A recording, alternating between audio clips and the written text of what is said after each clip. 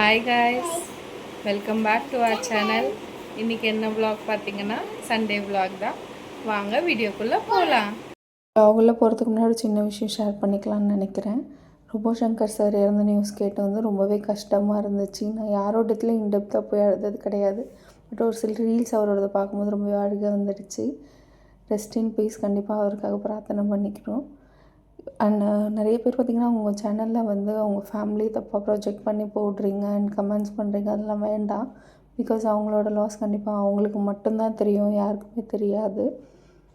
Okay, நம்ம விலாக்குள்ளே போகலாம். Sunday morning பார்த்திங்கன்னா வந்து நமக்கு 7 o'clock ஸ்டார்ட் ஆகிடுச்சு. ஏன்னா எல்லாேருக்கும் தெரியும் 48 days வந்து அந்த சஷ்டி விரதம் இருக்கிறதால மார்னிங்கே கோவிலுக்கு போகணுன்றதால மார்னிங்கே எழுந்து கோவிலுக்கு தான் வந்திருந்தோம்.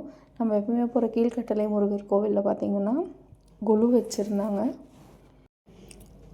அண்ட் கலசெல்லாம் வச்சு நல்லா வந்து பண்ணியிருந்தாங்க. தென் தானியம்லாம் போட சொல்லிவிட்டு முளைப்பாரி வளர்ப்பாங்களே அந்த மாதிரியும் பண்ணியிருந்தாங்க. நல்லா இருந்துச்சு. நம்மளால் முடிஞ்ச வந்து சுவாமி பொம்மையும் வாங்கி கொடுத்தோம். கார்த்திகை பெண்கள் செட்டு தான் வாங்கியிருந்தேன் நான். அதோடய ஃபோட்டோஸ் எண்டில் அட்டாச் பண்ணுறேன், கண்டிப்பாக செக் பண்ணி பாருங்கள். தென் நல்லா சுவாமி கும்பிட்டு கொலு எல்லாமே வந்து அவங்க ரெடி பண்ணிகிட்டு இருந்தாங்க. தென் நம்ம 48 நாள் கண்டிப்பாக முருகரை வேண்டிட்டு போடுற வெற்றிலை தீபமும் வந்து ஏற்றிட்டு நல்லபடியாக சுவாமி கும்பிட்டுக்கிட்டோம். இந்த 48 days வந்து இருக்கும்போது என்ன எனக்கு புரிஞ்சுது அப்படின்னா, நிறைய தடங்கள், நிறைய பிரச்சனை வரும். ஒரு விஷயத்த ஸ்டார்ட் பண்ணும்போது அது எல்லாமே கடந்து அவர் மட்டுமே நினச்சி இருக்கும்போது நல்லாவே இருந்துச்சு இந்த வைப் எனக்கு.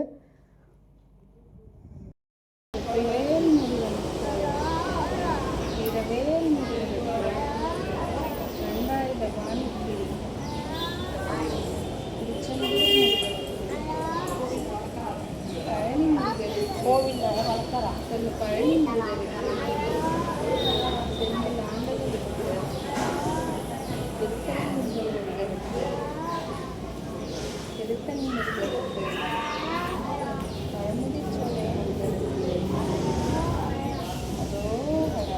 நல்லபடியாக கோவிலில் சாமியும் கும்பிட்டுட்டு வீட்டுக்கு வந்துட்டோம். வீட்டுக்கு வந்து சாப்பிட்டு கொஞ்சம் நல்லா சண்டே தூங்கிட்டேன்.